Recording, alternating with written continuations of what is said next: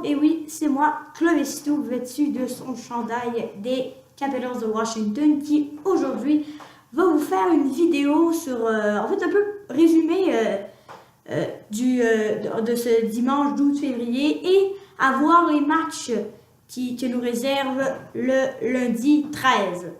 Donc, on va commencer tout de suite avec, là, ça, je vous parle bien sûr des matchs qui ont eu lieu dimanche dernier, le 12. Et on va commencer tout de suite par, il y a deux matchs qui ont surtout retenu mon attention. Je vais vous dire les scores évidemment des autres.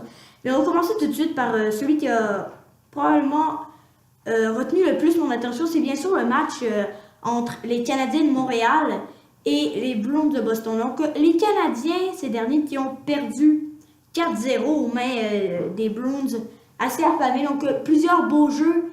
On a vu aussi un but en infériorité numérique pour Chara. Une défensive assez bof, justement, sur le but de Chara, fait marquer par Adam McQuaid. Je pense pas que Price est très fier de ça. 4 buts, encore une fois, accordés par Price. Donc, on s'entend qu'il aurait pu faire mieux. Bref, ce joueur que, selon plusieurs personnes, prédisent comme étant le meilleur gardien sur la Terre. Mais ça n'a pas paru lors des derniers matchs. Maintenant, l'autre match qui a surtout retenu mon attention est bien sûr celui entre les Sharks de San Jose et les Devils du New Jersey. C'est pas un match que certains vont dire « Ah ben oui, il est tellement intéressant, je vais le regarder, je m'abonne à toutes les chaînes, bref. » Mais non, c'est surtout parce que je veux parler de Brent Burns, qui lui a 24 buts déjà cette saison, ce qui est assez grand pour un défenseur. Il en a encore marqué 2 hier soir, donc... le Canadien, ils disent Weber, ben oui, c'est le meilleur défenseur, mais moi, je vais vous dire, Burns, je trouve que c'est le meilleur joueur de la planète. Selon moi, c'est un rebondissement que je dise ça. On a vu Joe Thornton lui-même qui l'a avoué aussi. Et sur les deux buts de Burns, je veux rajouter que un jeune Kevin Labanc a réussi à faire sa 9e et 10e assistance de la saison. Donc, lui aussi est excellent. Sinon, parmi les autres matchs qui ont lieu hier soir, c'est le Wild qui l'a emporté 6-3 sur les Red Wings de Détroit. Et comme je l'ai dit lors de ma vidéo précédente, Mikael Granlund avait été excellent lors des derniers matchs. Donc, il est clos cette saison. Bien, il a encore marqué son 16e lors de ce match. Donc, les Predators ont gagné 5-3 aux mains des Stars de Dallas. Les Islanders de New York ont emporté 5-1 face à l'Avalanche Colorado. Et finalement, les Canucks de Vancouver, une équipe autour du 27-28e rang dans la Ligue nationale, a emporté 4-2 sur les Sabres de Buffalo. Donc ce soir, les matchs qui ont lieu le 12 février, en fait, il y en a juste 2. Donc, ça me permet de faire une vidéo peut-être un petit peu plus courte, ça me simplifie la vie. Donc, en passant, j'avais envie de faire une vidéo, j'avais le temps, je vais vous parler de ça à la fin. Donc, les Rangers et les Blue Jackets s'y affrontent. Donc, selon moi, un match extrêmement intéressant. Il sera diffusé à l'antenne de TVA Sport, vous pourrez le voir plusieurs fois aussi à NBC.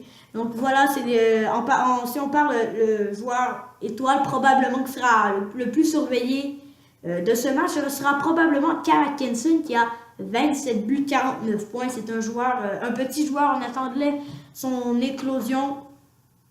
Eh bien, voilà, c'est fait. Il a 49 points cette saison. On pensait qu'il avait atteint un plateau environ 40 points aux alentours de ce coin-là. Ben non, il vient de s'améliorer finalement. Sinon, l'autre match est un peu moins intéressant. Ce sont des équipes qui ont un peu de la misère à marquer cette année. Si on parle par exemple, c'est le match entre les Coyotes de l'Arizona et les Flames de Calgary.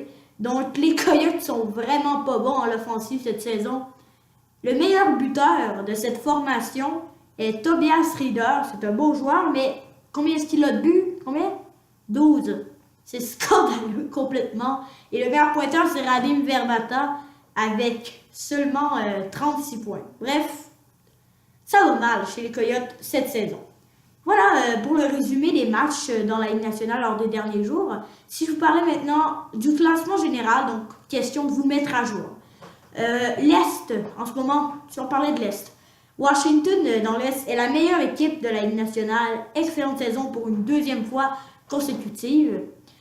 Boston, eux, qui sont à la limite après le congédiement de Claude Julien pour Bruce Cassidy à la place, l'entraîneur adjoint, bref. Ils vont assez bien ces temps-ci, mais ils ont 4 matchs de plus de jouer que Toronto, qui eux aussi font les séries dans le 4e as, surtout. Donc, bref, les Browns qui pourraient faire mieux, ce serait bien qu'ils fassent les séries, enfin après 2 ans, malheureusement. Donc, 2 ans, ils deviennent trophée du président, et l'année d'après, ils font même pas les séries. Bref, pas excellent. Sinon, dans l'Ouest maintenant, le Wild, qui eux sont la 2e meilleure équipe de la ligue, après les Capitals, ça va très bien. Sinon, les Kings, eux, sont en série, ils sont en 4e as, derrière les Predators de Nashville. C'est la dernière équipe repêchée. Ils surprennent, alors que Jonathan Quick n'a disputé aucun match cette saison. J'avais dit dans la précédente vidéo que Bouddha avait été mon étoile de la semaine, en fait. C'est excellent. Et aussi, notre équipe qui surprend dans la division Pacifique, c'est bien Anaheim. Moi, j'avais même prédit, donc un petit secret, c'est peut-être mon équipe préférée. Mais c'est ça, j'avais prédit, elle allait même pas faire les séries à l'avant de saison horrible. Eh bien non, ils sont 2e dans la division Pacifique, donc très bonne saison. Ils devraient faire les séries avec tout ça. Puis les Oilers, eux, ben, on a finalement attendu leur éclosion. C'est fait avec tous les jeunes. Mais David, on va parler des pointeurs. Justement, j'y arrive aux pointeurs.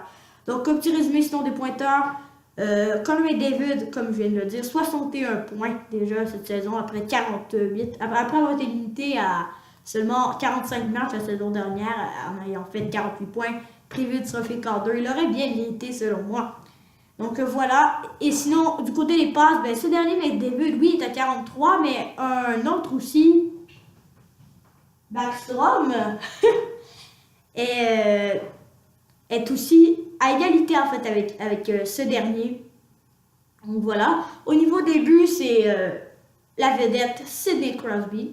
Donc voilà pour ce petit résumé aujourd'hui des matchs dans la LNH et des classements des pointeurs et le général aussi des équipes. Si vous avez besoin de plus d'informations, vous pouvez me le mettre dans l'espace commentaire d'une équipe que vous voulez entendre plus parler, de n'importe quoi, bien, mettez-le dans ce dernier petit espace et à noter que je ne pourrai malheureusement pas faire de vidéo pour, en fait, jusqu'à la semaine prochaine. Je suis dans une indisponibilité, désolée, donc, bien, au revoir et à la prochaine.